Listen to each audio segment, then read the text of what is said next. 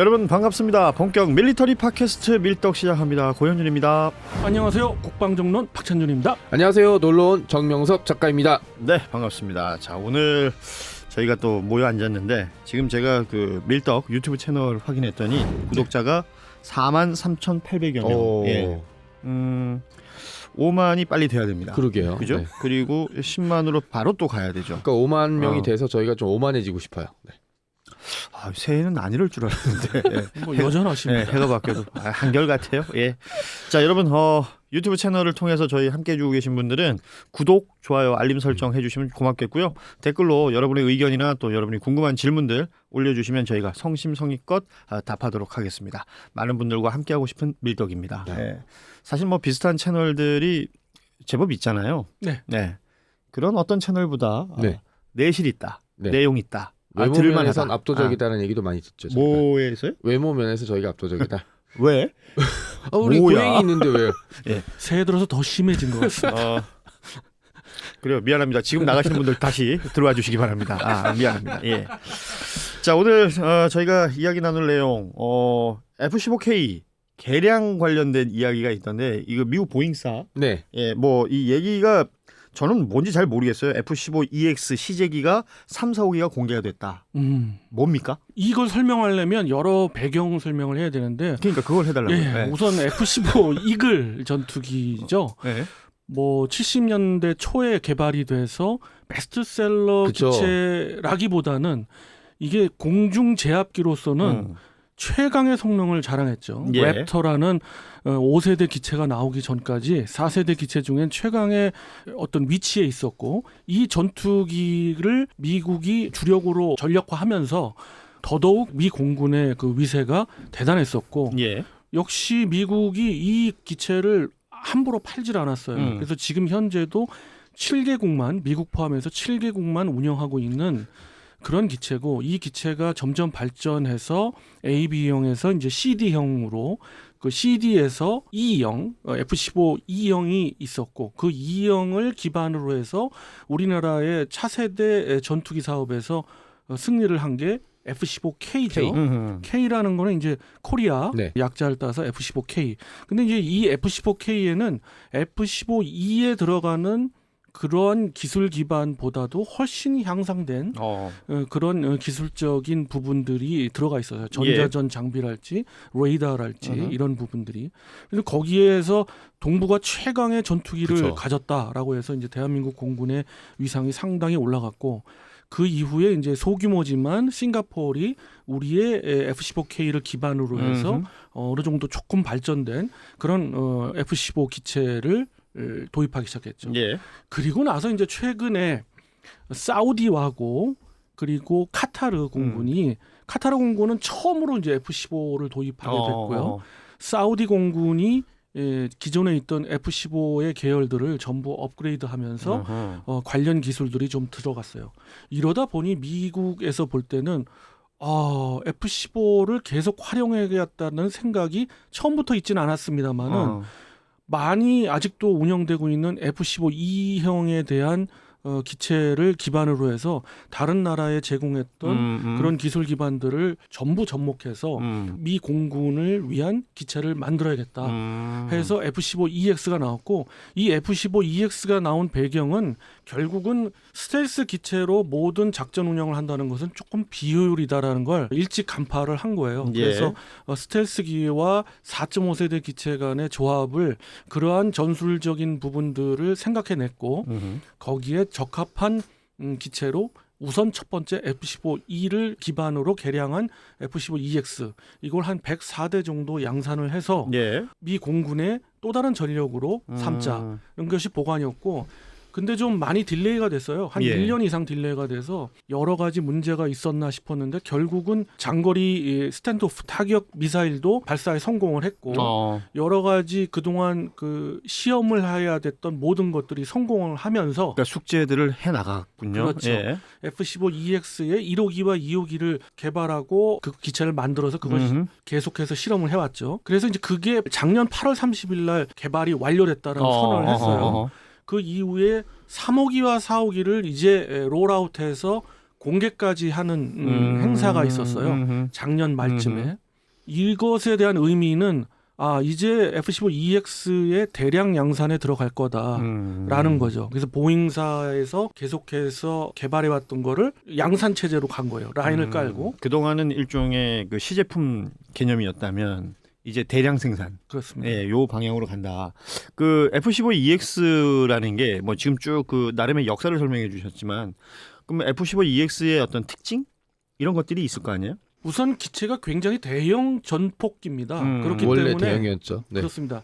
레이더를 장착할 수 있는 공간이 굉장히 여유로워요. 그러면 A사 레이더로 교체를 하면 될 거다 싶어서 기존에 이제 구형의 F-15C에다가 A사 레이더를 장착을 했죠. 했지만 이번에는 더 강력한 A사 레이더, 즉 카운터 스텔스를 이룰 수 있는 플랫폼으로 만들기 위한 A사 레이더를 장착하자 해서 상당한 레이시온, 특히 아주 유명하잖아요. 예. 레이시온에서 연구를 엄청나게 해서 그 개발 성공을 한 APG-82 A사 레이더를 장착을 합니다. 이것이 가장 키포인트가 될 것 같아요. 개량의 핵심. 예. 네. 그래서 대한민국 입장에서 봤을 때는 이걸 노리고 있었죠. 예. 우리의 F-15K도 현재 아날로그 대용량의 레이더가 장착이 돼 있잖아요. APG-63 V1이 장착돼 있죠. 그 아날로그 레이더를 이번 개량에 같은 EX와 똑같은 A사 레이더로 간다. 그랬을 때 일본도 여기에 참여를 하겠다. 일본이 이제 상당량의 F-15J 그렇죠. 기체를 갖고 있잖아요. 그 기체를 68대를 개량을 하겠다라는 보관이 섰어요. 그래가지고 같이 맞물려서 가려고 그랬는데 상당히 좀 부침이 있었죠. 뭐 보잉사에서 엄청난 비용을 요구하고 세게 불렀죠. 네, 가장 최근에가 대당 690억 달러를 요구했죠. 그러면 전혀 감이 안 잡히네요. 네. 690억이 얼마예요, 우리 돈으로? 그렇죠. 모르겠어요. 네. 우리 돈으로 본다기보다는 이게 일반 기체들, 신형으로 나오는 기체들이 한 1,000억 대잖아요. 1,000억에서 4.5세대 기체가 뭐 900억대 네네. 가까이. 우리 보라매가 이제 예상 가격이 그렇잖아요. 예. 그걸 비교해 보시면 알 수 있죠. 이거는 개량을 하는데 그 정도 비용을 불렀다? 그것도 최종 협상 단계가 그렇다는 거예요. 그래서 상당한 부침이 있었고 뭐 일본에서도 거부하겠다 그래서 1차 거부도 했고 그랬는데 이렇게 생각해 보자면 이제 자동차 생각하면 될 것 네. 같네요.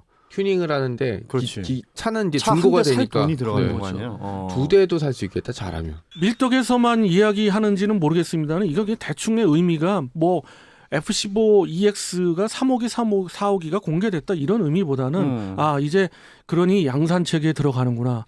양산 체계에 발맞춰서 대한민국이랑 일본이 스타트로 해가지고 같이 들어가는구나. 그렇다면은 훨씬 더 개량 비용을 줄일 수가 있죠. 그렇죠. 그래서 이번에 미리 국방비에서 예산을 책정할 때 이 부분 F-15K 개량 부분의 예산이 3조 4,600억이 결정이 돼서 승인이 됐잖아요. 네. 이걸 비추어서 본다면 690억 이하구나. 다운시킨 데 성공했네요. 예, 네. 다운이 성공이 됐고 그런 것들은 미국의 이제 양산에 말맞춰서 들어갔기 때문에 아무래도 그런 효과가 있겠구나라는 게 이제 미루어 유추될 수 있죠. 금액 이게 예산이 잡혔다는 건 또 뭔가 이렇게 우리가 예상해 볼 수 있는 것들도 있잖아요. 업그레이드라는 건 해야 된다. 그렇죠. 우리 그 F-15K에 관련해서도 업그레이드가 그럼 진행이 될 거 아니에요. 네.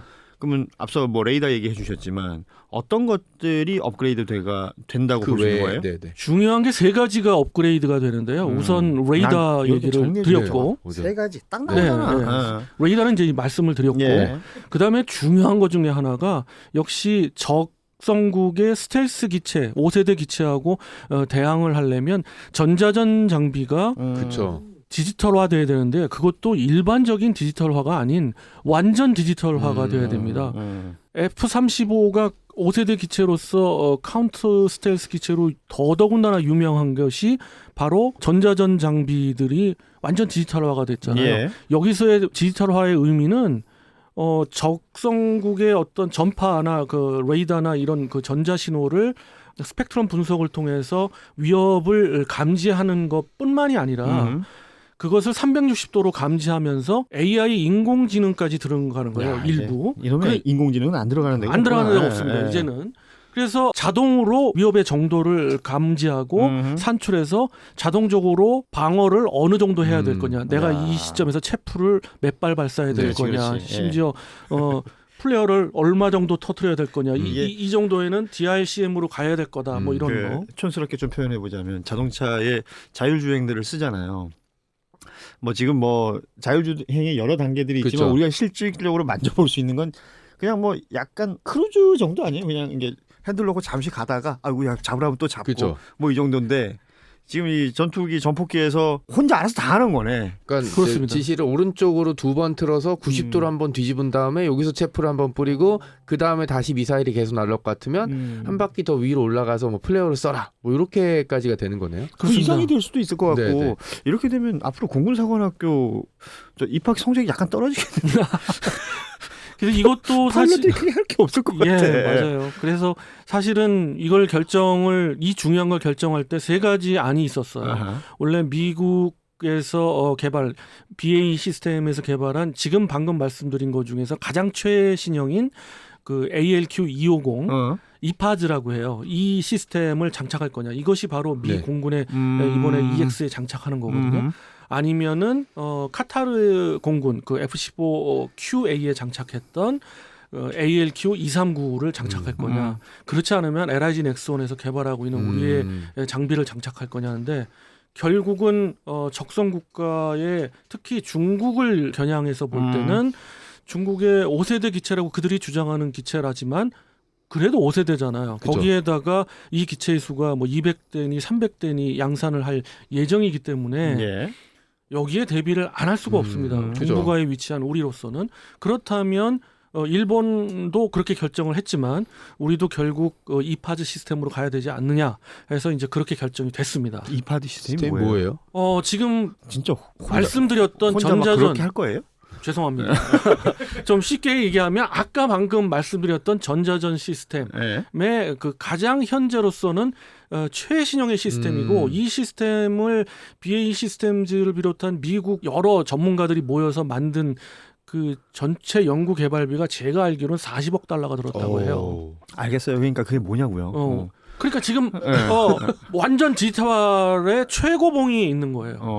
아까 얘기한 인공지능이 포함된. 그렇습니다. 그래서 200km 이상을 탐지를 할 수가 있고요. 전방위로 360도 전방위로 탐지를 할 수가 있고 그것이 갖는 전에는 좀 문제가 좀 있었던 게 이런 그 디지털 전자전 장비를 장착을 하더라도 또 앞서 말씀드렸던 강력한 레이더 시스템, 에이사 레이더 시스템하고 좀 이렇게 간섭이 이루어졌었어요. 근데 이런 것도 완벽하게 해결하는 서열 정리가 됐구나. 그렇습니다. 그래서 이게 뭐 우리는 말로 얘기하니까 굉장히 쉽겠습니다만은 이 기술 고도까지 올라가는 게 어렵거든요. 그러니까 이게 문과생들의 문제인데 문과생들은 이렇게 보면은 잘 모르잖아요. 일단 뭐 설계, 분해, 조립 이건 보면 그리고 막 다 시킨 대로 해놨는데 뭐가 안 돼. 예, 그러면 그 알고 보면 코드를 안 꽂았다든지 전원을 안 눌렀다든지 그런데 본인 경험담인가? 아유 그 심하죠. 그러니까 지금 시스템 통합이라는 게 사실 그런 거잖아요. 시키는 대로 하고 이론상으로는 아무 문제가 없어야 되는데 지금 얘기한 대로 간섭 현상이라든지 네, 예상치 못한 현상들인데 이거를 사실은 문제를 해결하는 게 쉬운 게 아니거든요. 네. 이게 뭐 과학기술의 어떤 최첨단 뭐 이런 얘기들을 하고 계신데 지금 저희가 이제 녹음하는 요 시점쯤에 미국 라스베이거스에서 지금 CES가 또 진행되고 있잖아요. 그렇죠. 그러니까 이 CES만 봐도 이렇게 눈이 휙휙 돌아가는데 그렇죠. 그런 모든 것들이 최첨단으로 적용되는 것이 뭐 또 이 무기 체계들 아니겠습니까? 그렇죠. 어떻게 보면 민간을 앞서가기도 하죠. 그렇겠죠. 예. 그런 전폭기가 이제 돌아다닌다는 거 아니에요, 앞으로는. 그렇습니다. 그리고 이 모든 걸 지금 전자전 시스템만 완전 디지털화됐고 그리고 에이사 레이더죠. 또 뭐 거기에는 이제 세부적으로 피하 식별 장치도 모드 5로 새로 갈아야죠.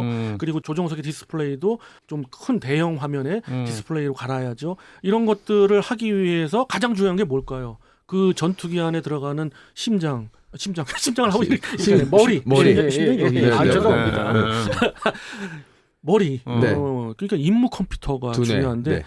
현존하는 가장 대용량과 가장 빠른 임무 컴퓨터가 들어갑니다. ADCP2라고 그래가지고 네. 그 임무 컴퓨터가 F-15 EX에 들어가는데 이게 세 번째 변화인가요? 그렇죠. 아. 바로 세 번째 변화.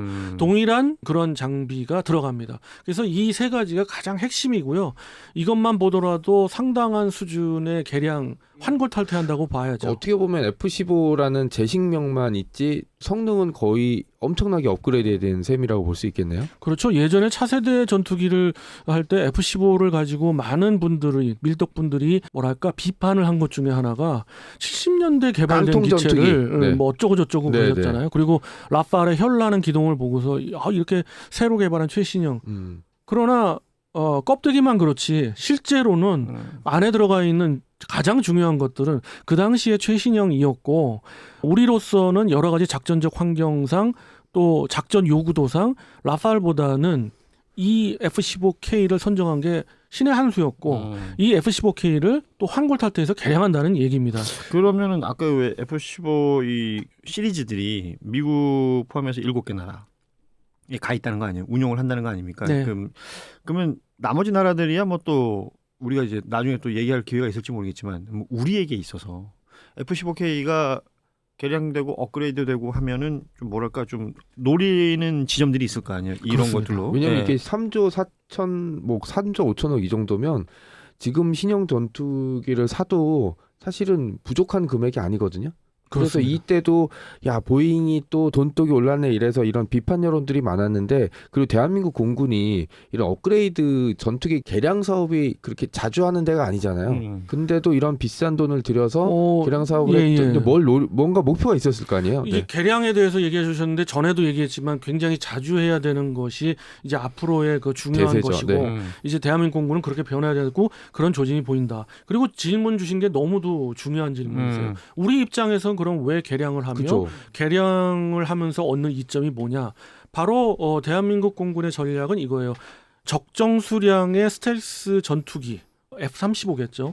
F-35와 함께 나중에 우리가 양산될 우리의 기체 수없이 앞으로도 업그레이드되고 발전 가능성이 있는 보라매 기체를 기반으로 해서 4.5세대 기체들이 거기에 합세해서 그렇게 돼야만 적의 스텔스 전투기들을 경멸할 수가 있고 방어할 수가 있다는 거예요. 그것을 공대지 작전에도 적용할 볼 수가 있는 거고요. 스텔스 무인기나 스텔스 유인기로 해서 적의 방공망을 뚫고 모든 위협을 갖다 제거한 다음에 대량의 공격을 퍼부을 수 있는 그런 4.5세대 기체들은 보라매와 함께 거기에 보라매는 좀 작잖아요. 예. 더 대형과 하이급을 강조하고 있는 F-15K를 플랫폼으로 해서 우리가 작전을 하겠다. 그것이 가장 중요한 포인트가 되겠습니다. 그러니까 어차피 나한테 있는 살림살이에다가 네. 그 살림살이에 뭔가 뭐 이런 표현이 좀 적절할지 모르겠지만 액세서리 몇 개 더 붙여서 업그레이드가 된다면 그 모든 것들을 잘 운용할 수 있는 그 어떤 포석을 깐다 이런 느낌이 좀 강하게 드네요. 맞습니다. 뭐 새 살림살이 지금 들여와가지고 기존에 있던 것들을 어떻게 처치곤란되면 이게 오히려 더 골치 아픈 거잖아요. 맞습니다. 공간만 줄어들죠. 그렇죠. 있는 거 잘 활용해가지고 최대치 어떤 능력을 그리고 이제 새로 들여오기가 새로 들어올 가전이 너무 비싸졌어 이제. 네, 그러니까 있는 거를 좀 업그레이드 시키거나 아니면 새로운 버전을 하는 게 필요할 것 같고 이게 현대전을 보게 되면 이제 앞으로는 두 가지로 정리될 것 같아요. 공중전에서 제공권과 이게 드론이겠죠. 드론이 잘 날아다니려면 어쨌든 제공권이 우리 손에 있어야 되는 것도 중요하거든요. 그거는 그렇기 위해서는 F-15K 가장 큰 특징이 저는 제일 마음에 드는 게 폭탄을 굉장히 많이 달고 다닐 수 있거든요. 일단 덩어리가 크니까. 그렇죠. 네. 이제 개량형 사진을 보니까 약간 어깨 깡피가 된 것 같아요. 여기 더 들어가서 더 마음에 듭니다. F-15EX의 경우 미 공군에서 지금 현재 시험을 하는데 아주 많이 장착하면 공대공 미사일을 무려 22발을 장착하는 겁니다. 지금 현대 공중전에서 특히 공대공 무장으로 가장 많이 달아봐야 뭐 중거리 미사일 6개 네. 그리고 단거리 미사일 뭐 2발 그렇죠. 예. 이 정도 해서 8발 정도잖아요. 아니 그러면 이게 공중급유 만약에 없다 치고 한번 그 기름 채워서 올라가면 작전을 얼마나 할 수 있어요? 상당한 작전을 할 수 있는 게 또 특징이 있죠. 항속거리 전투행동 반경만 3,000km는 아닌데지만 2,500km 이상 가고 그렇기 때문에 그것은 계속 기능을 유지하는 그런 플랫폼이기 때문에 아니 그 정도 떠가지고 22발 때리면 작살 나는 거 아니야? 짜증나겠죠 상대방 입장에서. 그렇죠. 그러니까는 그 스텔스 적의 스텔스를 갖다 감지할 수 있는 F-35로 해서 감지가 되잖아요. 그러면 탐지가 되고 추적을 하면서 모든 데이터 링크를 통해서 F-15K에다가 내지는 보라매에다가 이제 전송을 해요. 그럼 대량으로 싣고 있는 F-15K가 공대공 전력을 통해서 예. 뭐 공격을 한단 말이에요. 쏠 수 있죠. 네. 그러면 적의 스텔스 기체는 무력화가 될 가능성이 큽니다. 그것을 노리는 거죠. 우리 전장 환경을 생각해 보자면 이렇게 등치 큰 애들, 어깨깡도 필요하고 네. 또 보라매 같이 좀 재빠른 애들도 필요하고. 그러니까 근데 서로 이게 연락이 잘 되고, 네. 뭐 이게 전자장비가 잘 갖춰져 있어야겠죠. 그래서 야, 내가 저기 보고 왔는데 저기 때려. 네. 그럼 쓱 가서 툭. 근데 이런 느낌이네요. 옛날이면은 이게 야 이쪽이야 막 이렇게 소리를 지르거나 해야 되는데 지금 이제 카톡으로 보낼 수 있는. 네. 속삭여도 가지. 아, 그런가요? ASMR.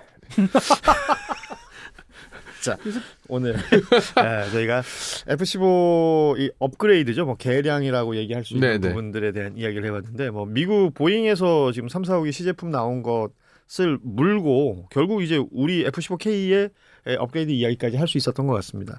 또 다음 시간에 관련해서 뭐 이 공중 제압기들, 공중 폭격기, 전투기들이 워낙 많잖아요. 그렇죠. 또 인기 있는 기종들도 많고 관심 있는 기종들도 많으시기 때문에 그런 건 또 저희가 밀떡 다음 시간에 또 다뤄보도록 하겠습니다. 오늘은 여기서 마무리하도록 하죠. 여러분 고맙습니다. 안녕. 안녕히 계세요.